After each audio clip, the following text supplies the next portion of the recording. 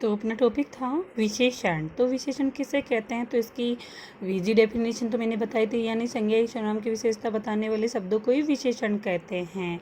लेकिन यहाँ पे कुछ देखो, वही जो मैंने डेफिनेशन बताई थोड़े से मिलते जुलते से, जैसे यानी थोड़ी आप लोगों को हार्ड जैसे लगे तो कोई दिक्कत नहीं है। यानी जो शब्द किसी संज्ञा या सर्वनाम के रूप, गुण, संख्या, मात्रा, परिणाम आदि विशेषता का बोध कराए उसे विशेषण कहते हैं। तो ये पता चल गया। जैसे यानी विशेषण का क्या मतलब, जैसे मीठा फल सबको भाता है, कैसा फल सबको भाता है, जो ये मीठा शब्द है यही विशेषता है। फल की विशेषता क्या है कि वो मीठा है।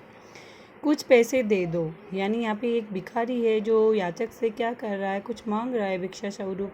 तो क्या कह रहा है, कुछ पैसे दे दो। तो पैसे, वो ये नहीं कह रहा कि मुझे 5 चाहिए 10 चाहिए, कुछ है, ये उसकी विशेषता है पैसे मांगने की। यानी पैसे की क्या विशेषता है कि कुछ पैसे, ज़्यादा नहीं मांग रहा वो उसमें, यानी निश्चित नहीं है यहाँ पे से क्या पैसे कितने चाहिए उसको, कुछ मांग रहा है वो, यानी यहाँ पे विशेषण हो गया। उसके बाद में मैदान में 5 लड़के खेल रहे हैं। यहाँ पे क्या है, संख्या का बोध हो रहा है।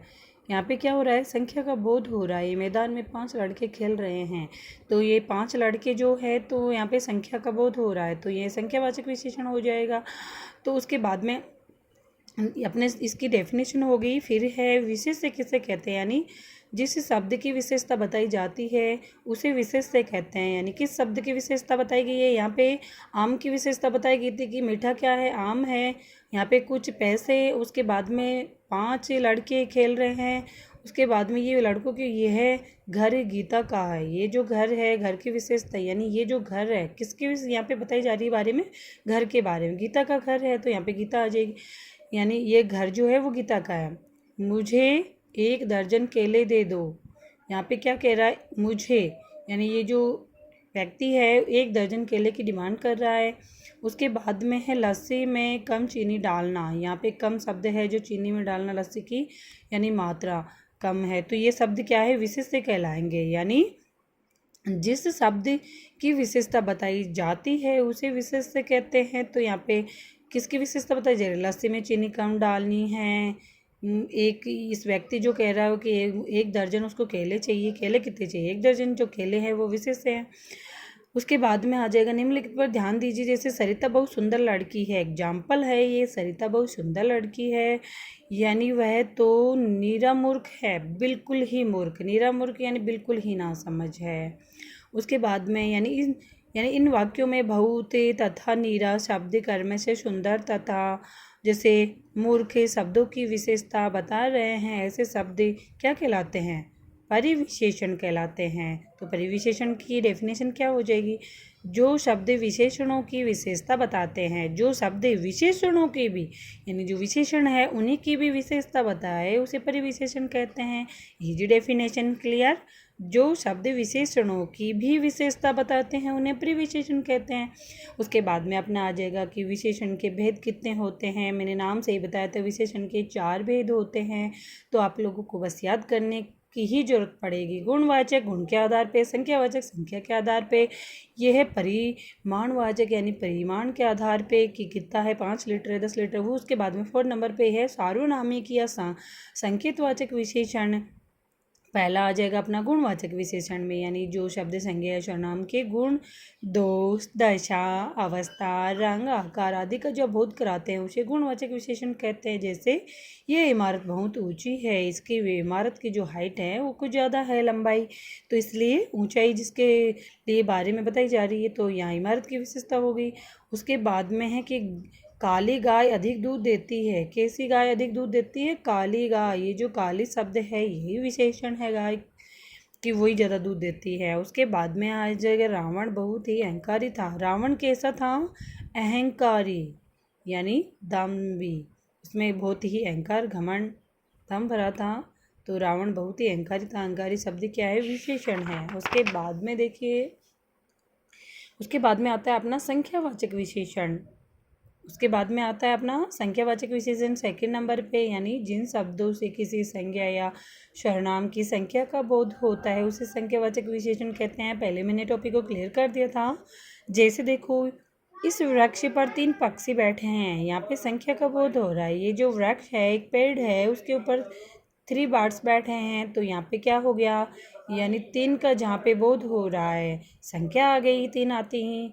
Very good. उसके बाद में ये देखो, ये लड़की देखो प्रियंका 8वीं कक्षा में पढ़ती है। प्रियंका के बारे में अगर पूछा जाए तो यहाँ पे क्लियर है कि वो कौन सी कक्षा में पढ़ती है, 8वीं में।